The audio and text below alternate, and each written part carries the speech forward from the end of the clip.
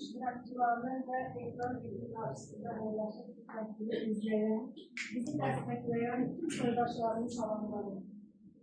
Değerli dostlar, Tofiq Yaqublu 1988-ci ildən Azadlıq meydanında mübarizə aparan Azərbaycanın fədakar bir övladıdır. Tofiq Yaqublu iki körfəsini Maya xanımın ümidinə qoyub, könüllü Qarabağ döyüşlərinə atılmış bir qəhrəmandır. Tofiq Yaqublu 1988-90-cı illərdə hal-hazırda olduğumuz Binəqədi rayon xalq cəbhəsinin üzvü olubdur. Hər bir zaman xalqının yanında olub, bunu hər kəs bilir zaten. Tofiq Yaqublu hamımız üçün bir mübarizə simvoludur. Tofiq Yaqublu niyə İlham Əliyev sevdirir? Ona görə ki, Tofiq Yaqubluda olan qeyrət, cəsarət, mərdlik İlham Əliyevdə yoxdur. İlham Əliyev hakimiyyəti, hətta ata Heydər Əliyev hakimiyyəti dövründə hamımız bilirik ki, Karl Marx heykəlinin qarşısında Qarabağ qazilərinə qarşı birinci dəfə Heydər Əliyev hakimiyyəti dövründə divan tutuldu. Etimad Əsədov həbs edildi, işgəncələrə məruz qaldı. Əl arabasında olan qazilərimiz polislər tərəfindən xüsusi amansızlıqla işgəncələrə məruz qaldı. İkinci Qarabağ müharibəsindən sonra 150 nəfər Qarabağ qazisi hal-hazırki hakimiyyətin laqeydliyi, bicanəliyi səbəbindən intihar etdi. Özünü yandırdı, özünü öldürdü. Hal-hazırda da siyasi məhbus olan məhbuslarımız arasında sayıları, hesabları dəqiq burada mən ifadə edə bilməyəcəm, kusura baxmayın. Təbii ki, Qarabağ qaziləri var. Başda Tofiq Yaqublu olmaqla, Rıza bəy Səfərsoy olmaqla Qarabağ qazilərinə qarşı hal-hazırki hakimiyyətin bir düşmənçilik siyasəti var. Çünki onlar xalqın sözünü deyir, bayaq məndən öncə danışan partiya rəhbərləri bir yerlər söylədi. Bəzən bilirsiniz, vətəndaşlar qorxur, çəkilir, deyilmək istədiyi sözü deyə bilmir, pıçıltı ilə danışır, ancaq Tofiq Yaqublular, Rıza Səfərsoylar haykıraraq bu xalqa çatdırır ki, oyan əziz xalqım, nə vaxta qədər sən susacaqsan, nə vaxta qədər sən hal-hazırki hakimiyyətin qanunsuz əməllərinə qarşı öz müqavimətini göstərə bilməyəcəksən, sənin fədakar övladların təklənəcək, tək-tək məhv ediləcəkdir. Tək-tək məhv olunmamaq üçün birlik göstərməliyik. Partiyasından, təşkilatından asılı olmayaraq, mən buradan bütün partiya, təşkilat rəhbərlərinə, üzvlərinə müraciət edirəm.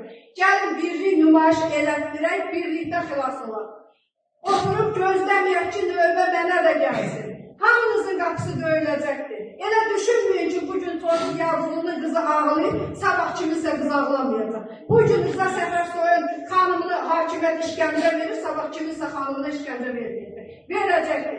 Bugün 8 nəfər jurnalist xanımı hal-hazırki Azərbaycan hakimiyyəti həbs edir. Mən burada Nərgiz Abbasalamova'nın anasını görürəm, Sevinç Vahid qızının anasını görürəm. O xanımların günahı nədir? Nəyə görə o xanımlar da İlham Əliyevin qızları kimi şan şöhrət içində yaşamamalıdır? Niyə? İlham Əliyev onların şəhrini həbs edir. Dəyərli dostlar, mən burada çox danışa bilərəm, ancaq çox danışıb vaxtınızı almaq istəmirəm.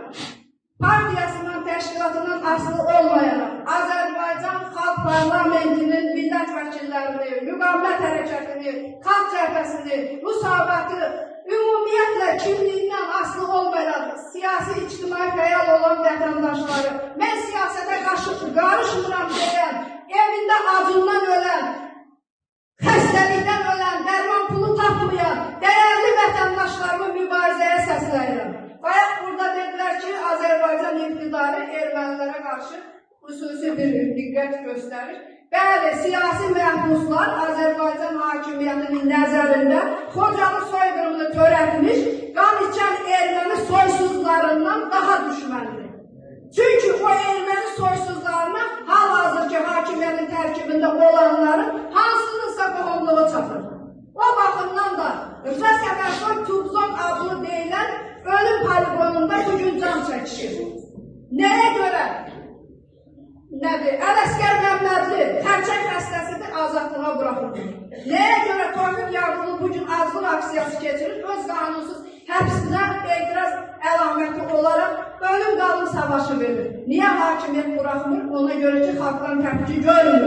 Mən Azərbaycan xalqından xahiş edirəm, yalvarıram, rica edirəm, əziz xalqım, sən o millətsən ki, şərqdə ilk dəfə Cumhuriyyət qurmusan, sən Məmməd Əmin Rəsulzadənin davamçısısan, sən Koroğlunla, Babəkirlə, Nəbinlə öyünən bir millətsən.